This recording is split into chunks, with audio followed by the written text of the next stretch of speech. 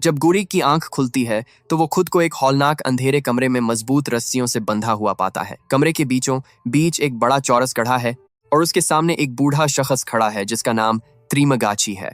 ये कोई आम जगह नहीं बल्कि 171 नंबर फ्लो का वो जहन्नम है जहां इंसान भूख की वजह से पागल हो जाता है। त्रिमगाची एक तेज धार चाकू लहराते हुए गुरीग से कहता है, टेंशन मत लो, मैं तुम्हें एक साथ नहीं मारूंगा क्योंकि ऐसा करने से गोश्त जल्दी सड़ जाता है। मैं तुम्हें रोज थोड़ा थोड़ा काटूंगा और फिर तुम और मैं दोनों मिलकर तुम्हारा ही गोश्त खाएंगे।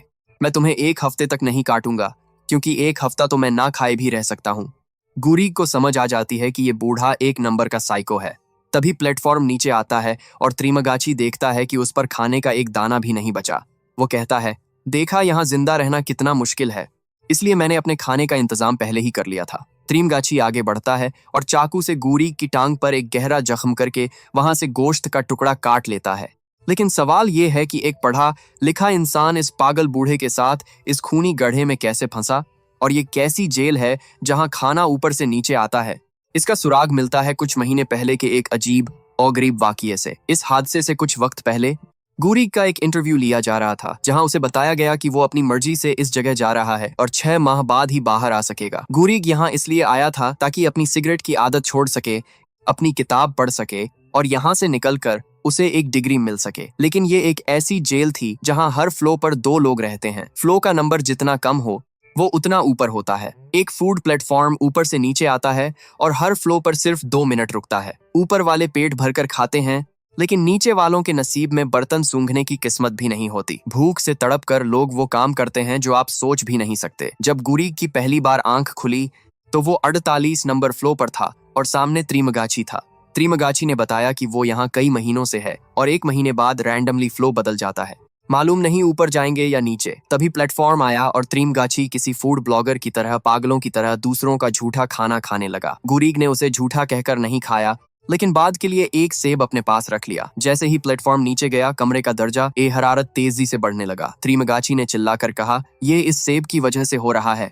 खाना सिर्फ तब तक हमारा है जब तक प्लेटफॉर्म यहाँ है। तुम कुछ भी जमा नहीं रख सकते वरना मौत तक ये दर्जा ए हरारत बढ़ता रहेगा।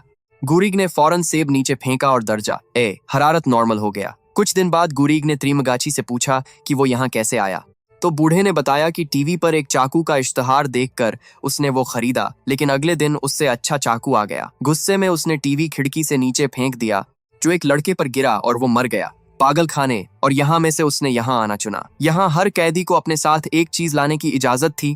गुरीग किताब लाया था और त्रिमगाची वही तेज धार चाकू लाया था। त्रिमगाची ने बताया कि वो पिछली बार एक 132 नंबर फ्लो पर था जहां खाने का एक दाना नहीं पहुंचता था। जब गुरीग ने पूछा कि तुम वहां जिंदा कैसे रहे तो उसने सही जवाब नहीं दिया। गुरीग ने ऊपर नीचे वालों को समझाने की कोशिश की कि अगर सब नाप कर खाएं तो खाना सब तक पहुंचेगा, लेकिन नीचे वालों ने मजाक उड़ाते हुए कहा कि हमारे लिए रेड वाइन छोड़ देना, जिस पर त्रिमगाची ने उन पर पेशाब करके कहा, ये लो वाइन, नीचे वालों को इतनी इज्जत नहीं देते, अगली बार वो भी हमारे साथ यही करेंगे। अगले दिन जब गुरीग किताब पढ़ रहा थी एक आदमी ने ऊपर से कूद कर खुदकुशी कर ली और उसका खून गुरीग के मुंह पर लगा। त्रिमगाची ने कहा, इसके बारे में ज्यादा मत सोचो, यहाँ लोग अक्सर खुदकुशी करते हैं। अब गुरीग को शक हुआ कि त्रिमगाची ने पिछली बार अपने पार्टनर को मारकर खाया था, लेकिन इससे पहले कि वो कुछ कहता प्लेटफॉर्म नीचे आया। इस बार उस पर एक औरत बैठी थी जिसका नाम मिहारू था। त्रिमगाची ने बताया कि ये हर महीने अपने बेटे को ढूंढने नीचे जाती है और अपने पार्टनर को मार देती है। नीचे वालों ने जब मिहारू के साथ जबरदस्ती की तो गुरीग उसे बचाने नीचे कूदने ही वाला था कि मिहारू ने खुद अपने चाकू से उन सब का खात्मा कर दिया और नीचे चली गई। इस फ्लो का आखिरी दिन आया। कमरे में गैस छोड़ी गई जिससे वो बेहोश हो गए और फिर वही हुआ जो आपने शुरू में देखा। उनकी लॉटरी एक 171 नंबर फ्लो पर लगी जहां त्रिमगाची ने गुरीग की टांग का गोश्त काट लिया। जब त्रिमगाची गुरीग को मजीद काटने लगा तभी वहां मिहारू पहुंच गई। उसने त्रिमगाची पर झपटकर उसे लहूलुहान कर दिया और गुरीग के बंधन खोले। गुरीग ने गुस्से में अंधे होकर त्रिमगाची पर चाकू से वार किए और उसे मार दिया। जब गुरीग की आंख खुली तो मिहारू त्रिमगाची की लाश काट कर खा रही थी और उसने गुरीग को भी गोश्त दिया। गुरीग ने मजबूरन जिंदगी बचाने के लिए वो गोश्त खाया। गुरीग ने उसके बेटे का नाम पूछा तो वो कुछ कहे बगैर नीचे चली गई। गुरीग अकेला त्रिमगाची का गोश्त खाकर पूरा महीना काटने पर मजबूर हुआ। अगले महीने गुरीग की आंख 33 नंबर फ्लो पर खुली जहां उसकी पार्टनर एक खातून इम्यूरी थी जो अपने पालतू कुत्ते के साथ आई थी। ये वही औरत थी जिसने गुरीग का इंटरव्यू लिया था। वो खुद ये देखने आई थी कि यहाँ का माहौल कैसा है। गुरीग ने कहा, तुम कुत्ते को लाकर एक बच्चे का खाना खा रही है, हो तो इम्यूरी ने कहा, यहाँ 16 साल से कम उम्र का कोई नहीं आ सकता, इंतजामिया ऐसा नहीं होने देगी। इम्यूरी रोज 2 प्लेटें तैयार करती और नीचे वालों से नाप कर खाने की दरख्वास्त करती, लेकिन किसी ने बात नहीं मानी। 15 दिन बाद गुरीग ने गुस्से में नीचे वालों को धमकी दी, अगर तुमने नाप कर नहीं खाया तो मैं रोज तुम्हारे खाने पर पाखाना करके भेजूंगा। इस धमकी से डर कर उन्होंने नाप कर खाना शुरू कर दिया। अगले दिन प्लेटफॉर्म पर मिहारू शदीद जख्मी हालत में आई। कुत्ते ने प्लेटफॉर्म से कुछ खाया तो शदीद सर्दी पड़ने लगी।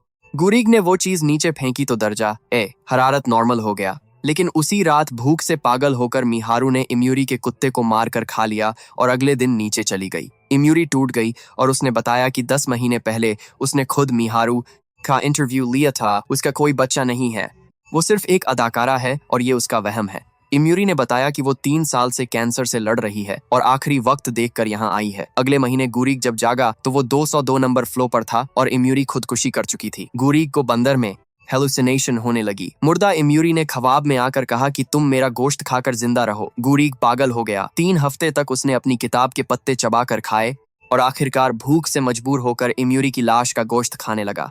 अगले महीने गुरीग 6 नंबर फ्लो पर पहुंचा, जहां उसका पार्टनर बैरेट था जो रस्सी से ऊपर भागना चाहता था, लेकिन ऊपर वालों ने उसके मुंह पर पाखाना कर दिया और वो नीचे गिरकर डिप्रेशन में चला गया। तब गुरीग ने उसे प्लान समझाया कि हम प्लेटफॉर्म के साथ खुद नीचे जाएंगे, लोगों को उनके हिस्से का खाना नाप कर देंगे और आखिरी फ्लो तक खाना बचाएंगे ताकि इंतजामिया का सिस्टम टूट जाए। 202 नंबर फ्लो के टाइम के हिसाब से गुरीग ने अंदाजा लगाया कि यहाँ तकरीबन 250 फ्लोज हैं। वो दोनों बेड के लोहे के रॉड से हथियार बनाकर प्लेटफॉर्म पर सवार हो गए।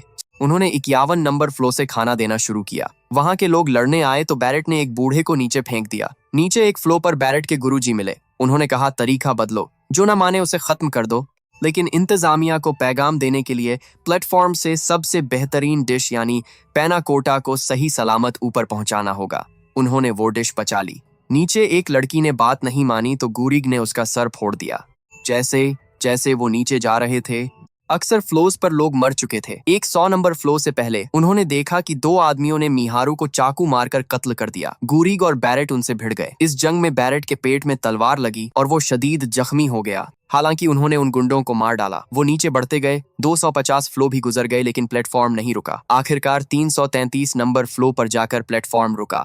वहां बेड के नीचे उन्हें एक छोटी बच्ची मिली। गुरीग को लगा ये मिहारू की ही बेटी है। वहां खाना उतारने पर भी ना सर्दी बढ़ी ना गर्मी, यानी कोई कानून काम नहीं कर रहा था। वो बच्ची बहुत भूखी थी, इसलिए उन्होंने वो खास पैनाकोटा डिश उस बच्ची को खिला दी। रात को बैरेट ने कहा, ये बच्ची ही असल पैगाम है कि इतनी हौलनाक जगह पर भी ये जिंदा है। अगली सुबह बैरेट ज्यादा खून बहने से मर गया। अगले दिन गुरीग इस बच्ची को लेकर प्लेटफॉर्म पर बैठता है और बिल्कुल आखिरी पॉइंट यानी अंधेरे पाताल में पहुंच जाता है। वहां गुरीग को अपने वहम में मरा हुआ त्रिमगाची नजर आता है जो कहता है, आखिरकार तुम इसे नीचे ले आए, लेकिन पैगाम को अकेले ऊपर जाना होगा। तुम इसके साथ नहीं जा सकते क्योंकि तुम खुद इस सिस्टम का हिस्सा बन चुके हो। गुरीग वहीं अंधेरे में त्रिमगाची के साथ रह जाता है और वो मासूम बच्ची प्लेटफॉर्म पर अकेली इंतहाई तेज रफ्तारी से ऊपर की तरफ जाने लगती है, जो इंतजामिया के लिए सबसे बड़ा सरप्राइज होगा। और इसी मंजर के साथ ये मूवी यहीं खत्म हो जाती है। तो दोस्तों, ये थी इस फिल्म की एक नए और मुनफरिद अंदाज में मुकम्मल कहानी। अगर वीडियो पसंद आई हो तो लाइक और सब्सक्राइब जरूर करें। मिलते हैं अगली वीडियो में।